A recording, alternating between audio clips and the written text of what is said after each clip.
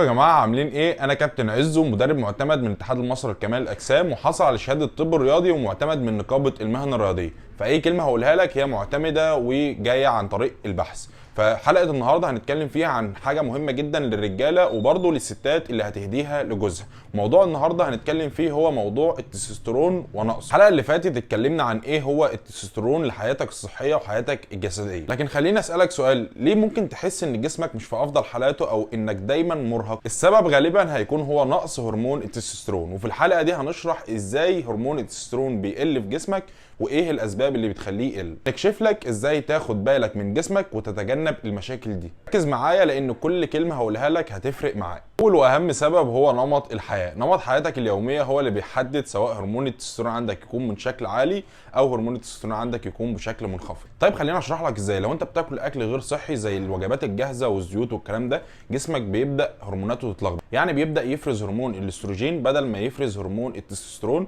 هرمون الاستروجين ده اللي هو الهرمون الانثوي. التدخين والكحوليات كوارث حرفيا. التدخين بيأثر على الدوره الدمويه، فده بيخلي ان الخصيتين مش قادرين يفرزوا التستوستيرون بشكل طبيعي. فالكحوليات بتخزن دهون اكتر في منطقه البطن، ومنطقه البطن طول ما هي فيها نسبه دهون عاليه فجسمك بيفرز هرمون الاستروجين بشكل اكبر. من العوامل اللي الناس كتير مش بتبقى واخده بالها منها: لو انت بتنام اقل من 6 ساعات في اليوم يبقى جسمك كده بيعاني. هرمون التستوستيرون بيفرز اثناء النوم. لو نومك متقطع هرموناتك مش هتتظبط وهتكون مش مركز وهتكون مهبط. اعرفك على 3 حاجات يخلوك تظبط النوم بتاعك. اول حاجه، حاول تنام في نفس الميعاد وتصحى في نفس الميعاد. تاني حاجه، حاول تبعد عن اي كافيين قبل نومك بساعتين.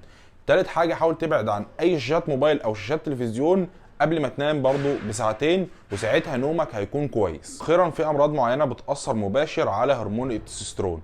اولهم هو الدهون الزياده على منطقه البطن. لو في دهون زياده على منطقه البطن بتبدا تاثر على انتاج هرمون التستوستيرون. 2، السكر لما بيكون مش مستقر في جسمك بيكون هرموناتك مش مظبطه. ثالث حاجه، الضغط المزمن بيأثر على الدوره الدمويه، وده بيأثر على الخصيتين ان هم يفرزوا هرمون التستوستيرون بشكل طبيعي. في الحلقه دي فهمنا ايه الاسباب اللي بتنزل هرمون التستوستيرون وايه الحاجات اللي احنا ممكن نتجنبها. الحلقات الجايه هنتكلم عن حلول بسيطه ازاي نرفع من هرمون التستوستيرون في جسمك. لو الحلقه دي عجبتك ما تنساش تعملي لايك وشير وتشترك في القناه، وتكتب لي في الكومنتات ايه المشكله اللي عندك اللي انت عايزنا نتكلم عنها.